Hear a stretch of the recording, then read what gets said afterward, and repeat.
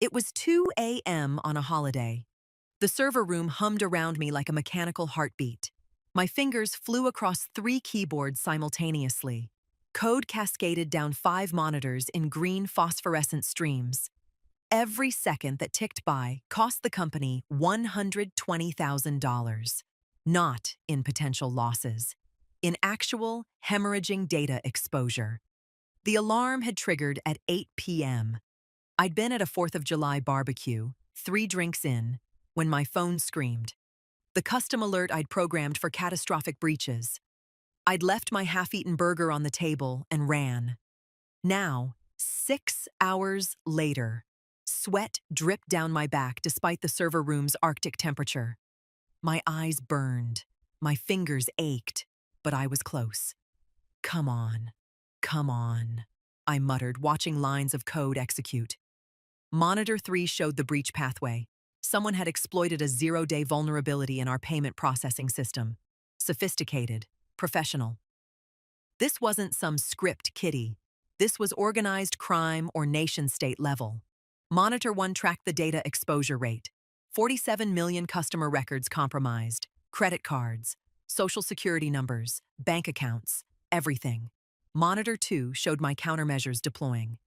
I'd built a quarantine system for exactly this scenario. Digital walls slamming down, isolating infected sectors, cauterizing the wound before it could spread to backup servers. Quarantine protocols executing, I said into my recorder. I documented everything during crisis situations. Sectors A through F isolated, implementing encryption on exposed data packets, deploying honeypot to trap the intrusion signature. My hands moved across the keyboards like a concert pianist. This was what I was built for. This was where I lived. The honeypot deployed, a fake treasure trove of data, irresistible to the attackers, laced with tracking code. They'd take the bait, and I'd trace them back to their source. Monitor 4 showed the trap springing. They bit. "Got you," I whispered, fingers already flying across keyboard 2, following the digital breadcrumbs backward through proxy servers and VPNs. That's when my phone vibrated. I ignored it. It vibrated again, then again. I glanced at the screen. Brandon Caldwell, CEO, calling at 2 a.m. Every instinct screamed not to answer. But Brandon didn't call at 2 a.m. unless something was critically wrong. Maybe he'd gotten word of the breach through other channels. Maybe he had intel that could help. I swiped to answer, tucking the phone between my shoulder and ear while my hands never stopped typing. "Vivian," his voice came through, flat and cold. "Kind of in the middle of saving the company's entire infrastructure, Brandon. Can this wait?" "No, it can't." Something in his tone made my fingers pause for the first time in 6 hours. "You're being replaced. My son Kyle is taking over as head of cybersecurity effective immediately. He's on his way to the building now." The server room suddenly felt 20 degrees colder. "You're joking." "I'm not. This company needs fresh blood. Young talent. Kyle just graduated from Stanford with a degree in computer science. He's got new ideas, modern approaches." On Monitor 3, the breach tried to spread. My quarantine held. Barely. My jaw clenched. "Brandon, I'm currently knee-deep in a data breach that's exposed 47 million customer records. This isn't the time for a changing of the guard. Kyle can handle it. Brief him when he arrives. You have until morning to pack your office." The line went dead. I stared at my phone for exactly 3 seconds. On the monitors, alerts flashed. The attackers were probing the quarantine, testing for weaknesses. I needed to reinforce sectors C and D immediately. Instead, I sat back in my chair. 8 years. 8 years of building this infrastructure, of defending this company, of sacrificing sleep, relationships, my own mental health to keep their data safe. And this was how it ended. I looked at the monitors, at the encryption protocols I'd spent years developing, at the proprietary tools I'd built from scratch, at the intricate web of security measures that only I fully understood. The quarantine was holding. For now. It would continue holding for maybe 6 8 hours before it needed manual intervention, before someone would need to adjust the parameters, reinforce the weak points, respond to the attacker's evolving tactics. Someone who knew what they were doing. I made a decision that would change everything. I pulled up a terminal window and typed a single command. Every custom tool I'd created, every proprietary script, every encrypted backdoor I'd built for emergency access, all of it began to uninstall. File deletion scrolled across monitor 5. Years of work disappearing in seconds. I pulled out my personal hard drive from the secure server, the one with all my source code, my development notes, my architectural diagrams. Company policy allowed it. I'd written that policy myself. All custom tools developed by security staff remain the intellectual property of the developer, licensed to the company through employment. Employment that had just been terminated. I packed my laptop, grabbed my coat, and walked toward the door. That's when it opened. A kid stood there, 22, maybe 23. Styled hair, expensive watch, confident smile of someone who'd never failed at anything because daddy's money caught him every time. Kyle Caldwell. "You must be Vivian," he said, extending his hand. "Dad told me you'd brief me before you left." I looked at his hand. Didn't take it. "Servers are in there," I said, gesturing past him. "Good luck." I walked past him toward the exit. Wait, that's it? What about the breach? Dad said there was some kind of situation. I stopped, turned around. There's a catastrophic data breach affecting 47 million customer records. The quarantine protocols are holding, but will need manual adjustment in approximately 6 to 8 hours. The attackers are sophisticated and actively probing for weaknesses. And every second you're standing here talking to me instead of monitoring those systems costs the company $120,000. His face paled. But what do I do? You figure it out. You're the head of cybersecurity now. Fresh blood, modern approaches. Can't you just show me? I don't work here anymore. Your father made that very clear. I turned and walked out, leaving Kyle Caldwell standing in the hallway, staring at the server room like a man who just realized he was holding a live grenade with no idea how to disarm it. The night air hit my face as I exited the building. Cool, clean, free. My phone was already ringing again. I turned it off. Kyle could have it all. Before we dive into what happened next, if stories about workplace justice and standing up for your worth resonate with you, consider joining our community. We just hit our first milestone, and now we're on our way to 2,000 subscribers. Your support means everything as we share these real stories of people who refused to be undervalued. My name is Vivian Chen. At 34 years old, I'd spent the last 8 years as head of cybersecurity at Caldwell Industries, a financial technology firm processing billions in transactions annually. I didn't come from money. My parents ran a small restaurant in Queens. I grew up watching them work 16-hour days, treating every customer like family, never cutting corners even when times were tight. They taught me that excellence isn't about prestige. It's about integrity. That upbringing shaped everything. It's why I never talked down to the junior developers, why I stayed late to mentor the interns, why I remembered the names of the cleaning staff and asked about their kids. Empathy and technical brilliance aren't mutually exclusive.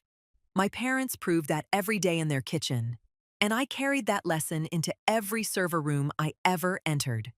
I'd built Caldwell's entire security infrastructure from the ground up. When I started, they were using password 123 for their admin accounts. I'm not exaggerating. I found it on a Post-it note stuck to the CFO's monitor. 8 years later, we had military-grade encryption, multi-factor authentication, real-time threat detection, and a security rating that made our competitors weep. And now, Brandon was handing it all to his son like a high school graduation present. I didn't go home that night. I went to an all-night diner 3 blocks from the office and ordered coffee I didn't drink. My phone sat face up on the table. I was waiting. It took 47 minutes. The first call came from Eric, one of my senior security analysts. Vivian, what's happening? Kyle just showed up and said he's in charge now. He's asking for all your admin passwords. I took a sip of the cold coffee. Give them to him.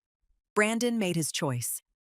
But the breach is Kyle's problem now. You report to him. Follow his instructions. Vivian, he asked us to shut down the quarantine protocols because they're slowing down the network performance. My stomach dropped. He what? He says the system is overreacting, that the breach isn't as serious as we think. He wants to restore full network access to maintain business operations. Those quarantine protocols were the only thing preventing the breach from spreading to our backup servers. They were the dam holding back a digital flood. Eric, I don't work there anymore. You need to take this up with your new boss. Vivian, please. What's he doing right now? He's in the server room with a laptop. He brought his own equipment, says our security is outdated and he's going to streamline the response. I closed my eyes. His own laptop. In the secure server room, connected to the network. Eric, listen very carefully. Do not let him disable those quarantine protocols.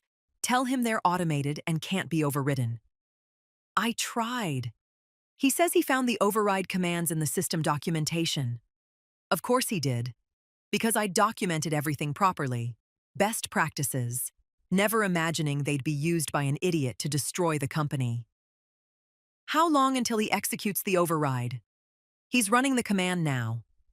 I heard clicking through the phone, keyboard sounds, then Eric's sharp intake of breath. Oh God. Vivian, the quarantine just dropped.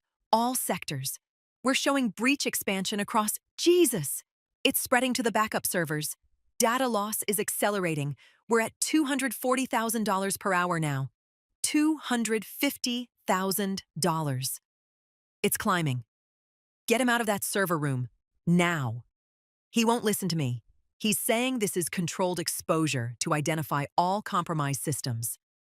There was no such thing as controlled exposure during an active breach. That was like controlled flooding of a submarine. Put him on the phone. Vivian, put him on. Shuffling, muffled conversation. Then Kyle's voice, annoyed. Ms. Chen, I appreciate your concern, but I have this under control. My approach is more aggressive than yours, but sometimes you need to take risks to... You just expose the backup servers. Temporarily, to map the full scope of the intrusion. There is no temporary during an active breach. Every system you expose gets compromised. Every second, the quarantine is down costs. I know what I'm doing. I studied this at Stanford. Our professors taught us that traditional security is too reactive. You need to be proactive, adaptive. Your professors taught you theory. This is reality. And in reality, you just turned a $120,000 per hour problem into a company-ending catastrophe. I think you're overreacting because you're upset about the transition. I understand change is hard, but... I hung up before I said something I'd regret. 12 minutes later, my phone rang again. Jennifer, the VP of Operations. Vivian, I don't know what's going on, but Kyle just sent an email to all department heads saying the security threat was overblown and that we'll be operating normally tomorrow. Is that accurate? I wouldn't know. I was terminated 6 hours ago. Silence. You were... When? While I was actively mitigating the breach, Brandon felt his son would be a better fit. His son, Kyle, the kid who interned here 2 summers ago and couldn't figure out how to use the printer. Stanford computer science graduate, I corrected dryly. Fresh blood, modern approaches. That's what Brandon said. Jennifer's voice dropped to a whisper. Vivian, how bad is the breach? Really? I glanced around the empty diner. The fluorescent lights hummed overhead.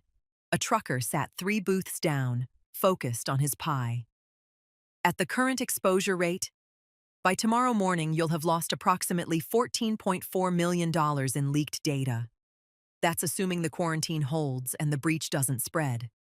If Kyle disables those protocols like Eric says he wants to, he already did. My blood froze. What? He sent an email 20 minutes ago saying he'd streamlined the security response, that the quarantine was creating unnecessary downtime. How bad is it now? Eric's last update said data loss exceeded $400,000 per hour and climbing. I did the math instantly. At that rate, with the backup servers exposed, by morning they'd have lost everything. Every customer record, every transaction, every proprietary algorithm. The entire company would be dead in the water. Jennifer, you need to call an emergency board meeting. Get Kyle out of that server room. Bring in outside help. Brandon won't authorize it. He says Kyle needs time to find his rhythm. By the time Kyle finds his rhythm, there won't be a company left. What can we do? I looked at my reflection in the diner window. Exhausted, angry, free. Nothing. I don't work there anymore. I hung up. The calls kept coming.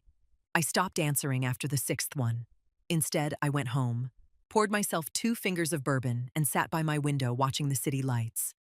My laptop remained closed. Whatever happened next, I'd have a digital footprint showing I was nowhere near Caldwell's systems. I'd made that choice when I deleted my tools. Now I had to live with it. Morning came with 23 missed calls and 47 text messages. I ignored them all and went for a run. 6 miles through Central Park. By the time I got back, the news was already breaking. Caldwell Industries confirms major data breach. The Wall Street Journal. 47 million customer records potentially compromised. TechCrunch. Financial giant's security failure could cost billions. Bloomberg. My phone rang. Brandon. I let it go to voicemail. He called again. Voicemail. Then a text. Call me now. This is an emergency. I poured myself coffee and sat down with my laptop. Not to access Caldwell's systems, I'd meant what I said about staying clear, but to watch the public fallout unfold in real time. The company's stock had dropped 34% at market open. 3 class action lawsuits had already been filed. The FBI had announced an investigation, and according to a panicked tweet from a junior developer who should have known better than to post publicly, the breach had spread to the backup servers. Kyle had disabled the quarantine protocols. Everything I'd spent 8 years building was crashing down in real time, and I was watching it happen from my living room in my running clothes, drinking French press coffee. My phone buzzed with a new voicemail. I put it on speaker. Brandon's voice came through, strained and desperate. Vivian, I made a mistake. A terrible mistake. We need you back. Name your price, whatever you want. Just please, call me back. I deleted the voicemail. Another came through 5 minutes later. This one was from Kyle himself. Ms. Chen, this is Kyle Caldwell. I think there's been a misunderstanding about the security protocols. The system is showing cascade failures across all sectors, and I can't. The tools you built, they're all gone, and I don't. His voice cracked slightly. Could you please call me back? Please? He sounded young, scared. In over his head. He was. My doorbell rang at 3 p.m. I checked the security camera. Brandon Caldwell stood in my hallway, looking like he'd aged a decade overnight. His tie was loose. His eyes were bloodshot. He was alone. I opened the door but didn't invite him in. Vivian, you have 30 seconds before I close this door. Please, the company is dying. We've lost everything. The breach has spread to systems we didn't even know were vulnerable. Customer data is being sold on the dark web. The stock is in free fall. We have lawsuits, federal investigations. Everything is falling apart. 20 seconds. I'll give you anything. Chief Information Security Officer, board seat, equity, complete autonomy. Just please, help us fix this. You fired me while I was actively saving your company so you could install your unqualified son. Now, you want me to clean up his mess? Yes. I know I don't deserve it. I know I was wrong. But 47 million people are going to have their identities stolen because I made a stupid, arrogant decision. I can live with destroying my company. I can't live with destroying their lives. It was the first thing he'd said that wasn't about him. I stepped aside. Get in. He followed me to my living room. I didn't offer him a seat, didn't offer coffee, just stood there, arms crossed. Show me the current status. Brandon pulled out his phone with shaking hands, opening a dashboard. I grabbed the phone and scanned the data. It was worse than I'd imagined. The breach had spread to every system: customer data, employee records, proprietary trading algorithms. Everything was compromised or exposed. Where's Kyle now? In the server room. He's been there for 16 hours straight trying to contain it. With what tools? I don't know. Whatever he brought. His personal laptop? The one he connected to your secure network during an active breach? Brandon's face went white. You don't think... I think your son just gave the attackers a direct highway into every system he touched. That laptop is probably compromised. Every keystroke logged, every password captured. Oh, God. I handed him back his phone. You need to shut down everything. Complete network blackout. Every server, every workstation, every device. Right now. But our operations are already dead. You just haven't admitted it yet. Shut it down before this gets worse. How much worse can it get? The attackers currently have read access to your data. If Kyle keeps fumbling around in there, they'll get right access. They'll be able to modify transaction records, drain accounts, frame your company for financial crimes. This stops being a data breach and starts being corporate espionage and fraud. Brandon grabbed his phone and dialed. This is Caldwell. Initiate Emergency Protocol 7. Full network shutdown. Everything offline in the next 10 minutes. He listened to whoever was on the other end. I don't care if it's business hours. I don't care if we have transactions pending. Shut it down now. He hung up and looked at me. What else? Get Kyle out of that server room. Confiscate his laptop and phone. Don't let him touch any company equipment. Then get your legal team ready because the FBI is going to want to examine everything. Will you come back? Will you help us rebuild? I walked to my window, looking out at the city. 8 years of my life. 8 years of building something excellent. Gone in 16 hours because of nepotism and incompetence. I'll consult. 6-month contract. Fixed fee. Complete autonomy. And Brandon? Yes? If you ever override my security decisions again, if you ever second-guess my protocols, if you ever put anyone's ego ahead of the company's safety, I walk, and I take everything with me. Understood? Understood. Then we have a deal. The first day back at Caldwell Industries felt like walking into a disaster zone. I arrived at 6 a.m. with my team, 4 specialists I'd worked with over the years. The best in the business. They'd dropped everything when I called because they trusted me and because the challenge was irresistible. We commandeered the server room. It looked like a bomb had gone off. Cables everywhere. Workstations left running random scripts. Kyle's laptop still connected, still logged in. Nobody touch anything, I said. This is a crime scene. Layla, my forensics expert, started photographing everything. Boss, I count 7 unauthorized devices connected to the network. Kyle's work, I said. Bag them all. FBI will want them. Thomas, my infrastructure specialist, was staring at the main server display. Vivian, we've got active connections to external IPs. The breach is still happening, right now. I moved to his station. He was right. Data was still flowing out.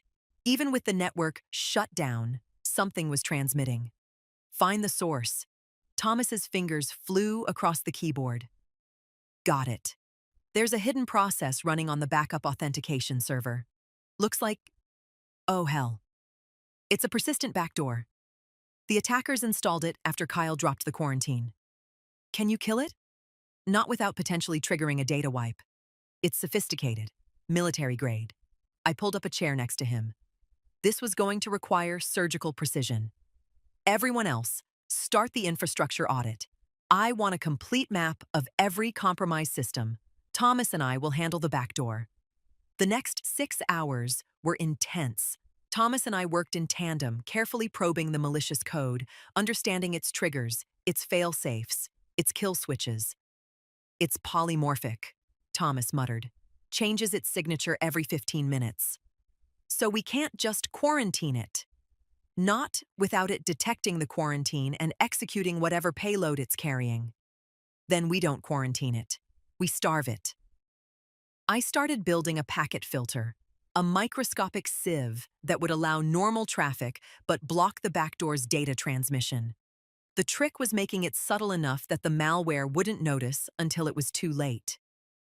Deploying filter in 3, 2, 1. We watched the network traffic. The backdoor continued operating normally, but its outbound data packets were being captured and redirected to a honeypot server I'd spun up. It's not detecting the filter, Thomas said. Give it time. If we did this right, it won't notice for at least an hour. 43 minutes later, the backdoor tried to phone home with its captured data.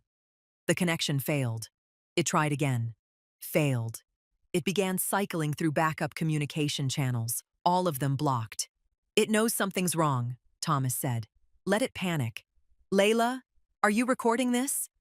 Every packet, Layla called from her station. FBI's going to love this. The backdoor made one final attempt, trying to execute what I assumed was a scorched earth protocol, wiping evidence of itself. But we'd isolated it on a virtual machine, a sandbox. It could wipe all it wanted. Got it, I said, leaning back. Backdoor neutralized. Thomas, scrub every trace of it from the real systems. On it! I stood up, my back screaming from 6 hours hunched over a keyboard. The rest of my team was deep in their work. Layla documenting the crime scene, Thomas cleaning the infection, Rachel, my encryption specialist, building new security protocols, and James, my youngest team member but sharpest penetration tester, probing for any other vulnerabilities the attackers might have exploited.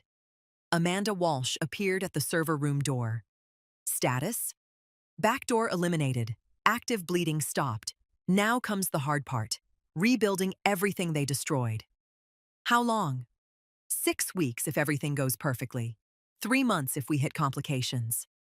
You have whatever resources you need. I'll need them. The day before we brought the new system online, I got a subpoena. Congress wanted to talk about cybersecurity standards in the financial industry. Specifically, they wanted to talk about Caldwell Industries and what had gone wrong. I sat in a hearing room in Washington, D.C., facing a panel of senators who understood technology about as well as I understood particle physics. Ms. Chen, Senator Mitchell began, can you explain in layman's terms what happened at Caldwell Industries? I leaned into the microphone. A qualified professional was replaced by an unqualified individual during a crisis, resulting in catastrophic failure. If you replaced a heart surgeon mid-operation with someone who'd watched YouTube videos about medicine, you'd get similar results. A few people in the gallery snickered. Senator Mitchell didn't look amused. And whose decision was this replacement? CEO Brandon Caldwell. He terminated me while I was actively preventing a data breach and installed his son Kyle, who lacked the experience and knowledge to handle the situation. What were Kyle Caldwell's qualifications? A bachelor's degree in computer science and a summer internship. No real-world experience with enterprise security systems, threat mitigation, or crisis management. And your qualifications? 12 years in cybersecurity, multiple industry certifications, 8 years building and maintaining Caldwell's infrastructure, a master's degree in computer engineering, and I was physically present, actively working on the breach when I was fired. The questions continued for 2 hours. Other witnesses testified, security experts, former Caldwell employees, Even Kyle himself, looking miserable as he admitted he'd been overwhelmed and made mistakes. But the moment that made headlines came when Senator Rodriguez asked her question. Ms. Chen, you deleted your custom security tools when you were fired. Some have suggested this was sabotage. How do you respond? The room went silent. I looked directly at the camera. Those tools were my intellectual property, developed on my own time using my own resources, and licensed to Caldwell Industries through my employment contract. When that contract was terminated, so was the license. I had every legal right to remove my proprietary software. But you knew it would cause harm to the company. I knew it would create challenges for my replacement. Just as a chef removing their secret recipes would create challenges for their replacement. That's not sabotage. That's the natural consequence of losing institutional knowledge. Some would say you had a moral obligation. Some would say an employer has a moral obligation not to fire their security chief during an active breach to install their unqualified son. Morality is a complicated thing, Senator. The clip went viral within an hour. 6 months after that night in the server room, I stood in front of Caldwell Industries' board of directors. The new security infrastructure is complete, I told them. It's operational, tested, and significantly more robust than what you had before. My team has trained your permanent staff. Documentation is comprehensive. You're in good hands. Amanda smiled. So, this is goodbye? This is goodbye. I'd fulfilled my contract. The $2.5 million was in my account. The company was secure, and I was done. As I walked out of the building for the last time, Eric caught up with me. We're going to miss you. You're going to be fine. You know these systems inside and out now. It's not the same. It's not supposed to be. You're not me. You're better, because you learned from all this. He shook my hand.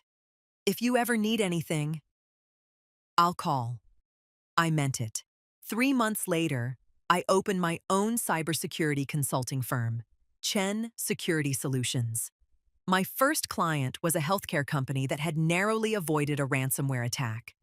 My second was a manufacturing firm whose security consisted of a password-protected Excel spreadsheet. My third was a startup that wanted to do things right from day one. Word spread quickly. The woman who'd walked away from Caldwell Industries, who'd testified before Congress, who'd rebuilt a billion-dollar company's infrastructure in 6 weeks. She was available for hire. The work was challenging, rewarding, and entirely on my terms. No more bosses who valued nepotism over competence. No more fighting for resources to do my job properly. No more staying silent when I saw problems. I built a team of specialists who shared my values. We took on clients who actually wanted to be secure, not just check compliance boxes. And every single contract included a clause. Executive decision-makers must defer to security experts during active incidents. No exceptions. I called it the Caldwell Clause. Some clients pushed back. Those weren't clients I wanted. The ones who understood, who'd seen what happened when ego overruled expertise, signed immediately. A year after that night in the server room, I received an email. From Kyle Caldwell. Subject: an apology. I stared at it for a long moment before opening. Ms. Chen, I know this email is long overdue. I owe you an apology. What happened at Caldwell Industries wasn't your fault. It was mine and my father's. He should never have put me in that position, and I should have been smart enough to refuse. I was arrogant. I thought a degree made me qualified. I thought the systems you'd built were unnecessarily complex. I thought I could do it better. I was wrong about everything. I've spent the last year working entry-level cybersecurity jobs, learning from the ground up. I'm starting over, doing it right this time. I don't expect forgiveness. I don't expect a response. I just wanted you to know that I understand now what I cost you, what I cost the company, and what I cost the 47 million people whose data I failed to protect. I'm sorry, Kyle. I read it twice. Then I hit reply. Kyle, thank you for the apology. It takes courage to admit mistakes, especially public ones. If you're serious about doing this right, I have an opening for a junior security analyst. The pay is entry level. The work is hard. And you'll be learning from people who won't cut you slack because of your name. But if you want to actually become good at this, the offer stands. Vivian. He started the following Monday. He was terrible at first, made rookie mistakes, asked obvious questions, struggled with concepts that should have been basic. But he showed up every day. He listened, he learned, and slowly, he got better. I never went easy on him. Neither did my team, but we taught him. The same way my parents taught me that excellence comes from integrity and competence comes from humility. 6 months in, he caught a vulnerability that would have cost a client millions. Good work, I told him. He looked up, surprised. It was the first compliment I'd given him. Thank you. I actually understand now. What you were doing that night. Why those protocols mattered. How much I didn't know. Everyone starts somewhere. The question is whether you're willing to do the work to get better. I am. Then you'll be fine. Caldwell Industries never fully recovered. The breach cost them $3.7 billion in lawsuits, regulatory fines, and lost business. Brandon Caldwell's reputation was destroyed. The company was eventually acquired by a competitor for pennies on the dollar. But the security infrastructure I built, still running, still secure. A monument to what's possible when you prioritize competence over convenience.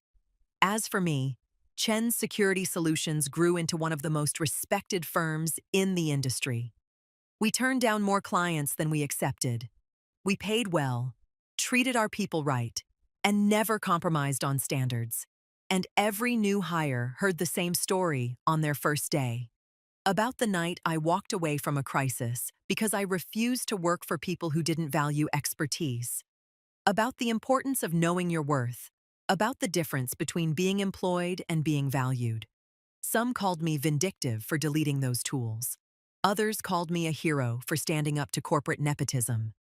I called myself neither. I was just someone who understood that sometimes the most powerful thing you can do is walk away and let people face the consequences of their choices. Brandon chose his son over competence. Kyle chose ego over humility. And they both paid the price. I chose my integrity over a paycheck. And I built something better because of it. That's the story. That's what happened when I got fired while fixing a $120,000 per hour data breach. And I'd make the same choice again in a heartbeat. If this story resonated with you, if you've ever been undervalued, overlooked, or replaced by someone less qualified, join our community. Hit that subscribe button as we continue our journey to 2,000 subscribers. These stories matter, and your support helps us share more of them. Thanks for being here.